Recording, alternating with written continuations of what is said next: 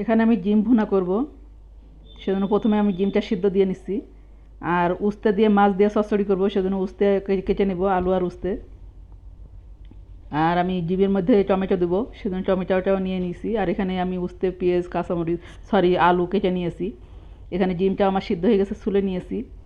পেঁয়াজ, রসুন সব কেটে নিয়েছি। আর মাছটাও আমি ধুয়ে কুচে রেডি করে নিয়েছি।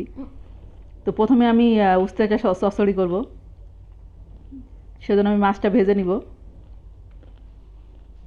আর এখানে আমি সরিষা, জিরা আর পেঁয়াজ আর কাঁচামরিচ বেটে নিচ্ছি উস্তের ভিতরে দেওয়ার জন্য। আসসালামু আলাইকুম বন্ধুরা, দূরের এবং কাছের, দেশে এবং দেশের বাইরে যে যেখানে আছেন, আশা করি আল্লাহর রহমতে আপনারা সবাই ভালো আছেন। আর আপনাদের দয়া আল্লাহর রহমতে আমিও ভালো আছি। আমি সাবিনা, আমার চ্যানেল সাবিনাতে আপনাদের সবাইকে স্বাগতম। আর আমার চ্যানেল সাবিনাতে নতুন এক ভিডিও নিয়ে আপনাদের মাঝে হাজির হলাম। তো এখানে আমি মশলাটা করে নিয়েছি, আর সে মাছ ভাজা হয়ে গেছে। তো ওই তেলের মধ্যে আমি পেঁয়াজ দিয়ে দিলাম। আর মশলা আমি কী করেছি সেটা তো বলেই দিয়েছি। মশলা করেছিলাম জিরা, সরিষা, পেঁয়াজ আর কাঁচামরিচ। আর তার ভিতরে আমি ধনে গুঁড়া দিয়েছি, আর হলুদ গুঁড়া আর লবণ সব একসাথে দিয়ে একটু পানি দিয়ে কষিয়ে নিব।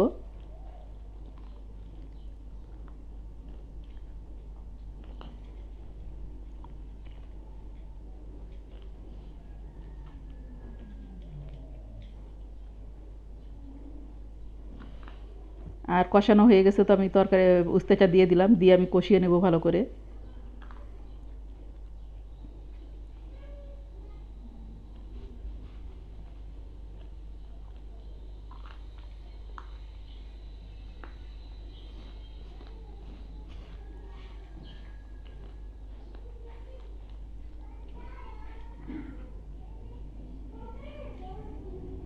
আর কালারটাও দেখুন অনেক সুন্দর এসছে।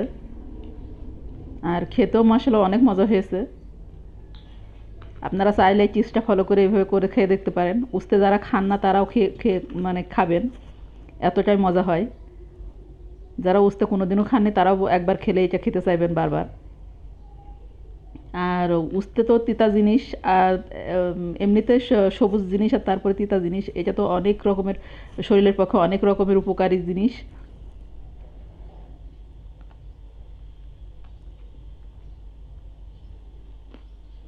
আর এই উস্তে চচ্চড়িটা আমার খুব প্রিয় জিনিস, কারণ উস্তে চচ্চড়ি হলে পরে আমার আর কিছু লাগে না। আর উস্তেতে আমি ঝোল রাখবো না, একদম কষা ইয়ে করে ফেলবো, শুকাই ফেলবো। আর এই শুকাই ফেললে যে তেলটা ওঠে, ওই তেল দিয়ে উস্তে দিয়ে ভাত মাখাই খেলে খুব মজা হয় খেতে। আর রান্নাটা আমার হয়ে গেছে, আর একটু ঝোল শুকানোর পরে আমি নামিয়ে নেবো। আর দেখুন একদম তেল বেরিয়ে গেছে পাশ থেকে। আমার যারা পুরাতন বন্ধু এই মুহূর্তে আমার এই ভিডিও দেখছেন, তাদেরকে আমি অসংখ্য অসংখ্য ধন্যবাদ জানাই আমার পাশে থাকার জন্য, আমার সাথে থাকার জন্য। এইভাবেই আপনারা পাশে থাকবেন, আমিও আপনাদের পাশে থাকবো। আমার ভিডিওতে কমেন্ট করবেন আর লাইক করবেন।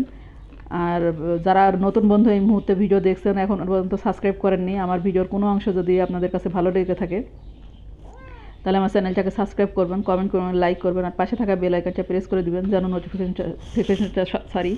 নোটিফিকেশনটা সবার আগে পেয়ে যান। আর আপনাদের ছোট্ট একটা লাইক আমার ভিডিওটাকে সবার মাঝে পৌঁছে দিতে সাহায্য করবে। আর আপনারা আপনাদের আপনজনের মধ্যে বেশি বেশি শেয়ার করে দিবেন।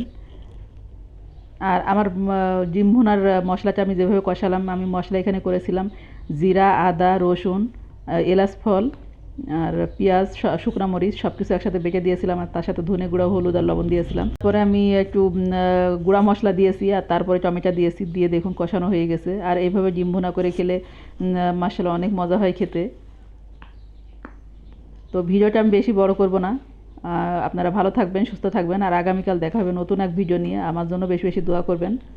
আর আমার ভিডিওটা না টেনে পুরো ভিডিওটাই দেখবেন, কারণ আমি ভিডিও তো অনেক অল্প অল্প টাইম দিয়ে ভিডিও করি। কারণ আমি জানি যে আমাদের সময়ের অনেক মূল্য, আপনাদের সময়ের অনেক মূল্য। কারণ কেউ চাইবে না যে অতিরিক্ত সময় লাগাই একটা ভিডিও দেখি। আসলে কেউই পারে না, কারণ সবাই সংসারে অনেক অনেক কাজ থাকে, অনেক অনেক কিছু থাকে। সব শেষ মানে মিটাই নিজেদের ভিডিও ডাউনলোড করতে, ছাড়তে, আবার অন্যের ভিডিও দেখতে অনেক টাইম লাগে। সেই জন্য যত যত পারি চেষ্টা করি শর্ট ভিডিও করতে। তো মূল্যবান সময় দেওয়ার জন্য আপনাদেরকে ধন্যবাদ জানাবো। আপনারা মূল্যবান সময়টুকু আমার ভিডিওর পেছনে দেন, আমিও চেষ্টা করব আপনাদের ভিডিও দেখতে। আর ভালো থাকবেন, সুস্থ থাকবেন। আল্লাহ হাফেজ। আসসালামু আলাইকুম।